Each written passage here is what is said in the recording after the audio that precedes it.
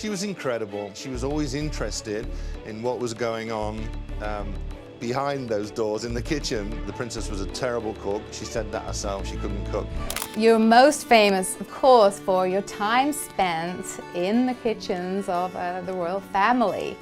I spent 11 years at Buckingham Palace as private chef to Queen Elizabeth, as personal chef to Princess Diana, Prince William and Prince Harry.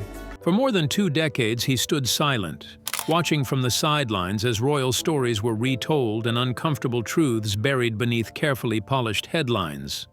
Darren McGrady, the former royal chef who once served the Queen, Princess Diana, and her young princes, remained loyal, while history painted its own version of events. But now, at 63, he's had enough of watching from the shadows. With a voice sharpened by years of restraint, McGrady has finally broken his silence, and at the heart of his revelations stands Queen Camilla. From palace kitchens to private heartaches. Darren McGrady's story with Princess Diana began not under chandeliers or at state banquets, but in the quiet corners of a royal kitchen. It was 1982, and Buckingham Palace's culinary team was bustling with nearly 20 chefs. Among them was Darren, young, eager, and positioned at the very bottom of the ladder. He was chef number 20 out of 20. His earliest tasks were far from glamorous, often peeling vegetables and prepping frozen produce for palace staff. Yet fate had other plans for him. That same year, the UK was celebrating the birth of Prince William. While the world's attention focused on the royal baby, a quieter connection was forming between Darren and the young Princess Diana. This was the start of a relationship that would span joy, heartbreak, and eventually, unimaginable loss. Working under head chef Gabriel Ciumi, Darren didn't just learn recipes, he learned how to survive in the tight-lipped, tradition-heavy world of royal service. There were unwritten rules about how to behave, how to speak, or more often, how to stay silent around the royal family. But even in such a rigid environment, Diana stood out. She was different. Darren's first personal encounter with her happened at Balmoral Castle in Scotland, the royal family's summer retreat. Unlike most royals who kept a formal distance from staff, Diana would casually wander into the kitchen. Sometimes in a bathrobe, sometimes barefoot, she'd pop in for a late-night snack. Yogurt, fresh orange juice, a handful of fruit. Her requests were simple. But what struck Darren was how she always said, "Thank you." Sometimes she even helped stack dishes, leaving the kitchen staff quietly stunned. Those small human moments painted a different picture of Diana than the one shown on newspaper covers. I made many friends who I often see, and in spite of what Miss Budge and my other teachers may have thought at the time, I did actually learn something. Beneath the tiaras and titles, she was approachable, kind, and warm-hearted. Darren watched her bring laughter and lightness to a palace often weighed down by centuries of formality. Over time, their connection deepened, not through grand gestures, but through little daily routines. One of Diana's habits stood out: her evening juice. Carrot, celery, apple. She'd choose depending on her mood. These small requests became a comforting ritual and a way for Darren to care in his own quiet way. But as the 1980s moved into the 1990s, that lightness began to fade. Diana's marriage to Prince Charles was unraveling, and the shadow of Camilla Parker Bowles lingered over everything. The changes were subtle at first. Darren noticed she was losing her appetite. Some nights, she wouldn't ask for her usual juice. Still worried, Darren prepared it anyway. One night, when she hadn't ordered anything, he sent it up to her room. She drank it all in one go. Darren later admitted she looked like she had been crying. It was in moments like that, simple, quiet, deeply personal, that Darren began to truly understand just how much pain Diana was hiding behind her public smile. Long before headlines exposed the affair, he saw the emotional toll it was taking, day after day, behind palace walls. But how did a royal chef quietly witness Diana's hidden pain long before the world knew? Stay tuned to find out. Darren McGrady's breaking point. It all started with one simple remark. For over 2 decades, Darren McGrady had stayed silent on certain royal matters, especially anything involving Camilla Parker Bowles. Known for his loyalty to Princess Diana and his careful avoidance of palace drama, Darren built a reputation as the quiet protector of Diana's legacy. But in early 2023, just months before the coronation of King Charles III and Queen Camilla, Darren did something no one expected. He spoke up.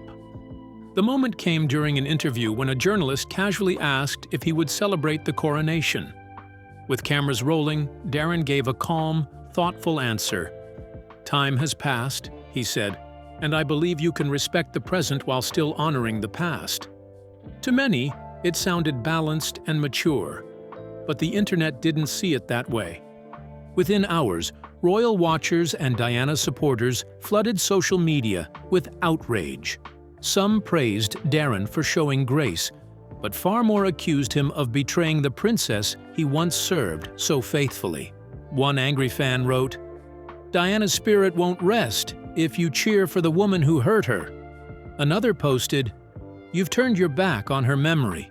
You should be calling out Camilla, not toasting her." For years, Darren's silence on Camilla had spoken volumes. He'd done countless interviews, shared many stories about Diana and palace life, but never once mentioned Camilla Parker Bowles by name. People understood why. Camilla's long, complicated relationship with Prince Charles had cast a shadow over Diana's life for years. When I started my public life 12 years ago, I understood the media might be interested in what I did. Even by 2005, when a YouGov poll showed only 7% of Britons supported Camilla becoming queen, public feelings were still raw.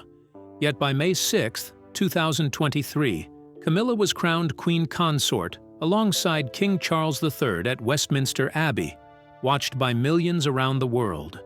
When Darren restated his support for the coronation, he tried to explain. "That doesn't mean I've forgotten what Diana lived through," he reportedly told a journalist. "It just means I've grown up. My view has changed." But for many Diana supporters, his explanation felt hollow. They expected unwavering loyalty. And for them, this wasn't it. The backlash didn't fade. It grew louder, angrier, and more personal. And perhaps, under that weight, something in Darren finally cracked. What no one saw coming was what happened next. Headlines began popping up again. This time, not about Darren's coronation comments, but about something far more shocking. For the first time in years, he was ready to speak openly about Queen Camilla. Long-held secrets, stories he had kept hidden, moments he had witnessed, all were finally coming to light. Why now? Why break his silence after all these years? Some believe it was the public anger that pushed him. Others say it was guilt, grief, or perhaps a promise he made to himself long ago. Whatever the reason, Darren McGrady was done staying quiet. But how did public outrage and buried guilt finally push Darren McGrady to speak out after years of silence? Keep watching. Diana's private struggles at Kensington Palace. By 1992, the fairy tale was over. The announcement that Princess Diana and Prince Charles had separated sent shockwaves through the world. For Darren McGrady, who had watched their marriage crumble from the palace kitchens, it felt like the end of a painful chapter. Diana packed her things and left Buckingham Palace, moving with her 2 young sons, William and Harry, into apartment 8 at Kensington Palace. Darren assumed that was the end of his royal journey with her, but soon after, the phone rang. It was Diana herself. She wanted him to become her personal chef at Kensington Palace. Darren didn't hesitate. He accepted immediately. Life at Kensington was different, less rigid, less formal, more human. Gone were the strict protocols of Buckingham Palace. In their place came quiet breakfasts with the boys, casual dinners, and warm moments between Diana and her small household staff. But the pain hadn't disappeared. The shadow of Camilla Parker Bowles still loomed over Diana's life. Rumors floated through the royal grapevine, whispered among staff and echoed in palace corridors. Darren heard unsettling things. Some claimed Camilla had been quietly pleased about the separation. One particularly cruel story reached Darren's ears. Camilla had allegedly told a friend, "He's officially mine. He always has been." Whether Diana ever heard those words, Darren wasn't sure, but he knew Diana was carrying invisible wounds, and they ran deep. HIV does not make people dangerous to know, so you can shake their hands and give them a hug. Heaven knows they need it. Even in sadness, Diana showed extraordinary grace. No matter how heavy her emotional load, she treated everyone around her with kindness and warmth. That's what made her different. That's what made her Diana. As weeks turned to months, Darren and Diana grew closer. He witnessed more of her private heartache, moments no one else saw. At the center of it all was still Camilla. One evening, after dinner, Darren was clearing plates when Diana lingered behind. She wasn't there for a snack this time. Speaking softly, almost as though thinking aloud, she said words Darren would never forget. "I've always known I will never be queen. That girl who took my husband will be queen someday." Darren froze, unsure how to respond. But Diana wasn't asking for comfort. Gently wiping away a tear, she added with a sad smile, "Don't worry. You only had to listen." That brief exchange laid bare years of hurt and disappointment. Behind the polished palace walls, far from cameras and flashing lights, Diana's reality was one of broken dreams and unhealed wounds. Loud arguments between her and Charles had become routine in those final years, especially when Camilla's name came up. Darren could hear their raised voices echo through the halls and wondered why this one woman caused so much pain. But deep down, he already knew the answer. Charles had never truly let Camilla go, even after marrying Diana. So how did one woman's hold on Charles spark endless heartbreak for Diana? Stay glued to your screen to find out. Scandal, heartbreak, and Diana's silent struggle. By late 1992, Princess Diana's private pain became heartbreakingly public. That year, the infamous Camillagate tapes exploded onto the front pages of newspapers across Britain and beyond. Secretly recorded phone calls between Prince Charles and Camilla Parker Bowles revealed intimate, deeply personal conversations, confirming Diana's long-held suspicions about their ongoing affair. The nation was stunned. The royal family, known for tightly guarding their image, suddenly found themselves exposed in a scandal that no press statement could soften. Diana never spoke to Darren McGrady about the tapes. Not once did she mention the humiliation or the betrayal. But something shifted in her. Darren noticed the change immediately. The once bubbly, warm, and gracious woman he had come to know became quieter, more distant. Meal times grew tense. Her interest in food, already fragile, faded further. Having quietly battled an eating disorder for years, Diana seemed to slip deeper into it during this difficult time. Darren never asked questions. He simply watched, worried as her struggles became more visible behind closed doors. Then, in November 1995, came the interview that shook the monarchy. Sitting with journalist Martin Bashir on BBC's Panorama, Diana did what no royal had done before. She spoke openly about the darkest parts of her life. Millions tuned in across the UK and the world as she delivered the now iconic line, "There were 3 of us in this marriage." So it was a bit crowded. Do you think Mrs. Parker Bowles was a factor in the breakdown of your marriage? Well, there were 3 of us in this marriage, so it was a bit crowded. For many watching at home, her words felt like a bombshell. But for Darren, it was not a surprise. For years, he had witnessed her private heartbreak. Now, the rest of the world was finally seeing the truth too. Diana's bravery didn't stop there. During the same interview, she opened up about her battle with bulimia, a struggle many had judged or misunderstood. "You try to hurt yourself on the outside because you want help," she admitted, her voice steady but emotional. It was a raw, human moment that changed public perception forever. Critics who once called her dramatic now stood behind her, seeing her pain in a new light. By 1993, about a year after settling into Kensington Palace, Darren noticed another shift. This time, it felt different, more hopeful. Diana began focusing on her health, exercising regularly, and pouring her heart into charity work. In interviews, she spoke candidly about eating disorders, explaining that conditions like anorexia and bulimia were ways people turned away from real nourishment, both emotional and physical. Darren watched her glow return. "She looked the healthiest I'd ever seen her," he later said. Chef to the Queen for 11 years at Buckingham Palace and then 4 years with Princess Diana. One of the things I learned while I was there was we need to cook the food, simple, basic foods. It was the first time he saw Diana truly reclaim her life, not as a princess defined by palace walls, but as a woman choosing to heal and move forward. For a brief time, there was hope again. So how did Diana, after finally reclaiming her life and happiness, end up facing such a tragic end? You won't want to miss this. Darren's final meal for Diana. It was August 31st, 1997, a calm Sunday morning at Kensington Palace. The kitchen was quiet, and for Darren McGrady it felt like just another ordinary day. He had prepared a simple, comforting meal for Princess Diana's return from Paris. She was due back that evening, ready to spend time with William and Harry before the boys returned to school.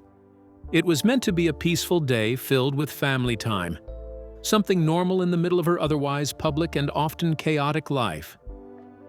But life had other plans, cruel and sudden. The first sign that something was wrong came with a breaking news headline on television. "Princess Diana in car crash!" Darren froze. His heart raced. Surely it was some mistake, a false report. But the updates kept coming. Within minutes, every channel was saying the same unthinkable words. Princess Diana dead at 36.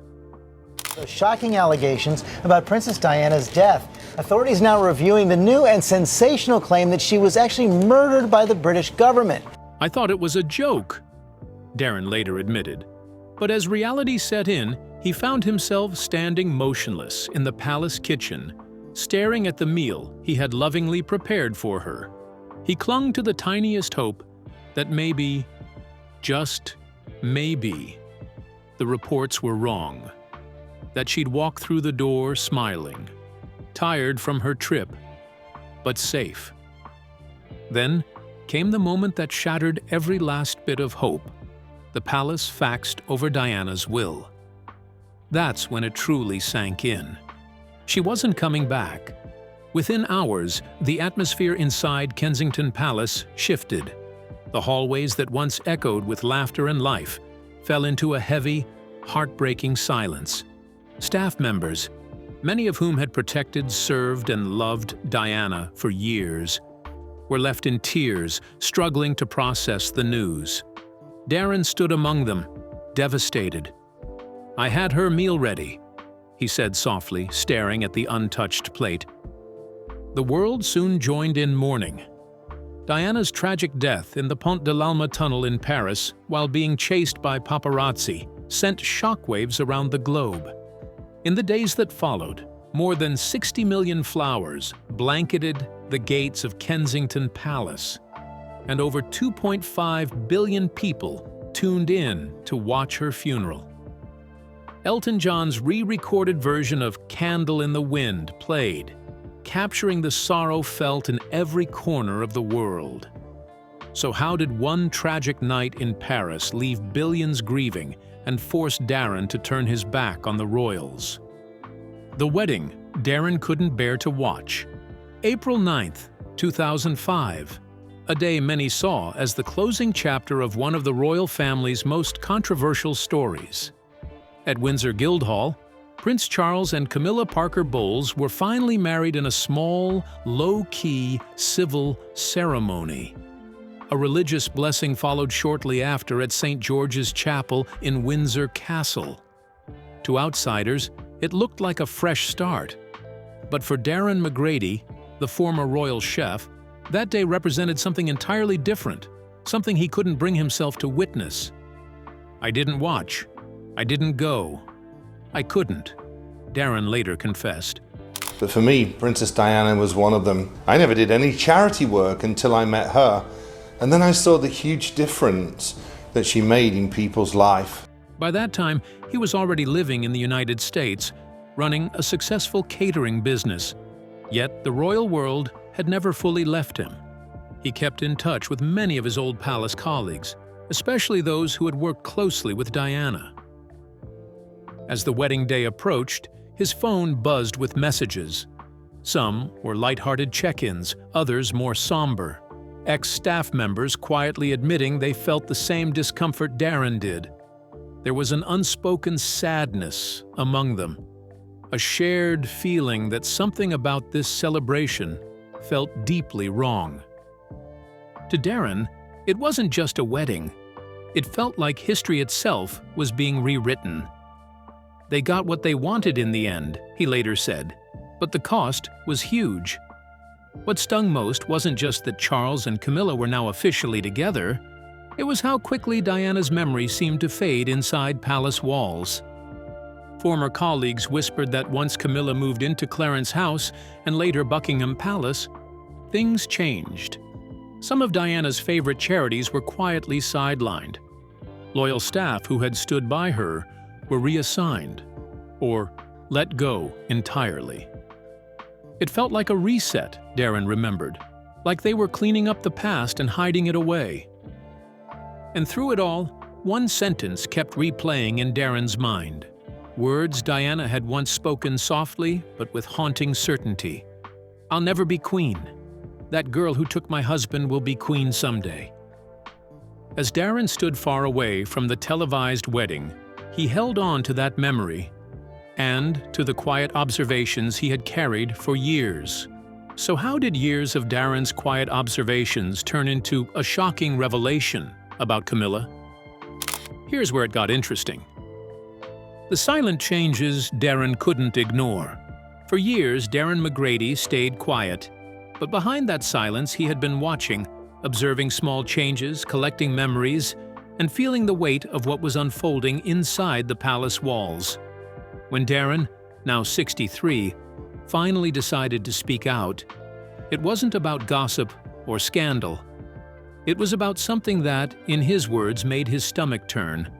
What he witnessed after Camilla Parker Bowles moved into Clarence House and later Buckingham Palace. I'm 75 now and I can't remember anybody except the Queen being there.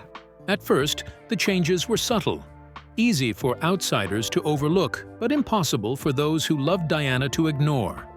The soft pastels Diana had carefully chosen for her private rooms began to disappear. Family photographs, especially those showing Diana with Prince William and Prince Harry during their happiest moments, slowly started to vanish from the hallways where they had once proudly hung. Her favorite flowers, forget-me-nots and lilies, were replaced with Camilla's personal floral choices. Furniture was moved around, some of it removed completely. To Darren, it didn't feel like simple redecorating. It felt like she was rewriting the story, he recalled. Diana's story. What hurt Darren most was what happened to the photos. He remembered how Camilla would glance at them with a subtle frown as she passed.